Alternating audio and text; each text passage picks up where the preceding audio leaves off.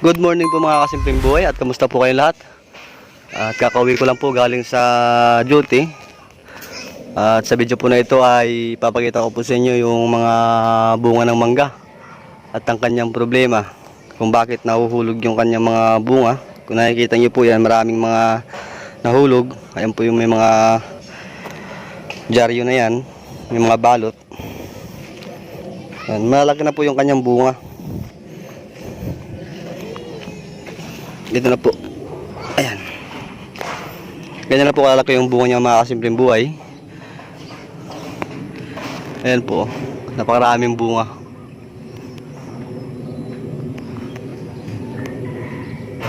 Ayan po. Doon sa kabila. Ayan po mga kasimpleng buhay at kaya po nahuhulog yung kanyang mga bunga dahil sa hangin po. Kapag malakas po yung hangin, and nahuhulog po yung kanilang bunga. At hindi na po maiwasan yan dahil hindi naman natin mapigilan yung hangin. Kaya kung nakikita nyo po, napakarami na kaming naipon na dyaryo dyan. Ayan, oh, sa ilalim ng mangga. Ayan. Pero yun sa mga ilalim po na hindi po na tinatamaan ng hangin, hindi po nahuhulog. Ayan po yung mga nahuhulog na yan, galing po sa taas dyan. Yung mga nahahanginan ng malakas. Yan, ito po mga kasimpleng buhay yung mangga na to. Yan, bali 2, 4, 6. Yan. Bali 8 puno sa kabila. Awan ng Diyos ay marami din pong bunga. Yan, yung iba po natakpan. Yan, bali ang harvest pala nito mga kasimpleng buhay, mga January po yung harvest ito. Malaki na po yung kanyang bunga. At in-update ko po kayo. Wala pa po kasi akong content na tungkol sa mangga. Yan po. Yan, dito po mababa lang at napakaraming bunga. Halos abot ng bata. Pero hindi naman po ito kayang kunin ng bata dahil mayroon pong bakod. Ayan. Kahit na mababa siya, wala po nakikialam dito na mga magnanakaw ng mangga. Ayan. Napakarami po siyang bunga sa mga ilalim po. Kahit dun sa kabila na yun. Ayan. Ito po yung mangga na to. Ito yung manggang kalabaw. Ayan. Maganda rin po yung kanyang bunga at matamis po yung mangga na to. Ito po yung mabenta sa market. Papakita ko po sa inyo mga kasimpleng buhay. Oh. Ayan po. Ayan. Ganyan na po kalaki yung kanyang bunga. Ayan, napakarami pong bunga dito. Ating titingnan. Ayan. Kumpul-kumpul yung kanyang bunga. Nandoon sa kabila mga kasimpleng buhay. Oh. Ayan. Sana ay swertihin. Tuloy-tuloy na. Yung mga nahuhulog po na yan ay normal lang po yan na mahulog dahil siyempre nga sa hangin. Dahil siguro sa bigat na yung bunga, po malambot yung kanyang tangkay. Ayan o. Kumpul-kumpul yung bunga.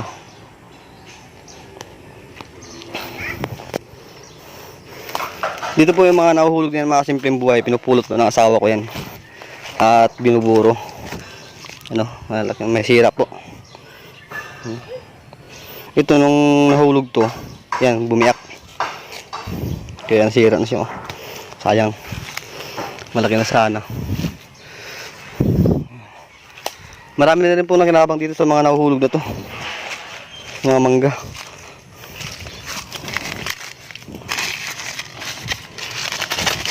Natin ito kung anong bulok na. Yan.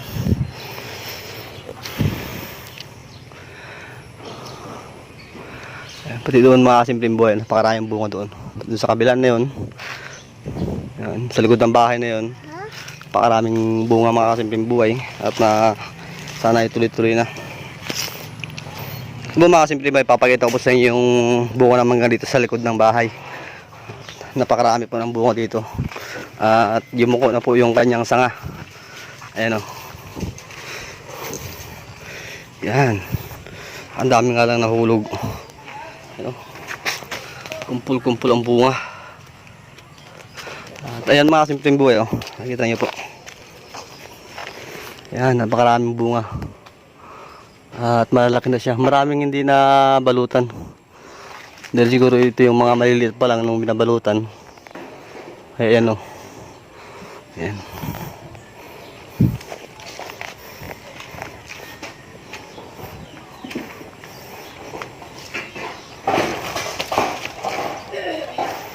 Ayun mga simpleng buhat, merong nagpapanday doon sa likod, may nagkakabit ng yero. Ayan, napakaraming bunga. Sana ilusot-lusot. Sana ilumusot na. Ayan, hindi na siya maubos.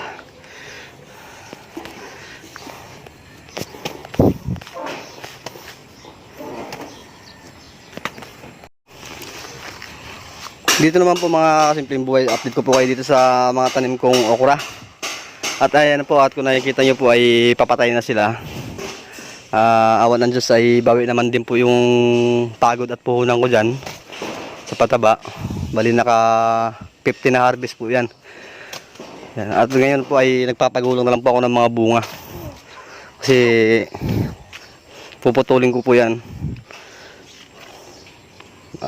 Kakapunin ko. May mga panibagong usbong yan. Titingnan ko kung mamumunga. Yan po. Puputulan ko po ng pinaka ano yan, talbos. Ito po yung bunga. Pinapagulan ko lang po. Mabilis na pong gumulang yan. Ilang araw lang po yan, mga 1 linggo pala yan. 2 linggo yan, pagulang na yan siya. Para sa January po, makapagtanim na ako ng ng talbusan dito sa pagitan niya, kasi puputulin ko yan. Bali kapag naputol ko yan siya, yung mga puno na yan nakalahati ko, wala nang silong yun, pwede na siyang taniman ng talbos kamuti dyan sa pagitan na yan, sa gilid. Yan, dadambulan ko yan dyan, kabilaan, andun, kabila na yun. Pati yung sa may sitaw, patapos na rin po yung sitaw na yun, marami na rin po na harvest. Basta Makati, Makati dyan, doon ka. Dito yung aking anak kasama. Yan. Ito yung patula po ay namumunga pa rin. Pasensya na po kayo, hindi ako nakapag-video dito, hindi ko kayo na-update dahil nasira po yung aking patula. Yung sitaw po yun, nakarami ng napitas nun. Dami na po nabigyan na kapitbahay nun. Pero ito yung patula, namumunga pa rin naman siya. At pumitas nga pala ako doon ng mga 7 piraso. Ayan, meron naman siya malilit na bunga. Hindi lang po nakapag-video dito.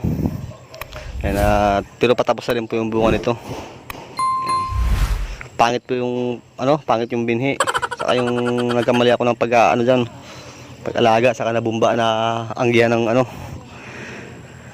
ng pang-spray sa mangga, potassium. Kaya gumulang ng gumulang, nasunog yung mga dahon. Ayan, meron siyang panibagong mga naka-recover na ngayon sanga, na usbong, maganda yung kanyang bunga. Bali mag-a-apply ako ng pataba dyan. Yan. At dito naman po, update ko kayo dito sa tanim kong ampalaya. Yan, marami na siyang bunga. Ayan o, ang ingay po nang nagpapanday sa kabilang bahay, nagkakabit ng yero. Yan, binalutan ko po ng yung patula, ay yung ampalaya. Ay mga bunga po.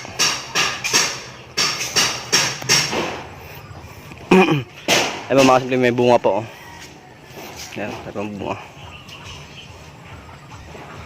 At yan po mga simpleng buhat, hanggang dito lang po yung aking video at in-update ko lang po kayo. Ayan, at maraming salamat nga pala sa mga viewers at sa mga subscribers. Shout out nga pala sa inyo. At palagi po kayo mag-iingat. God bless po at sa inyong mga pamilya. Ayan, at hanggang dito lang po muna yung aking video. Ayan, at maraming salamat po at see you next video po.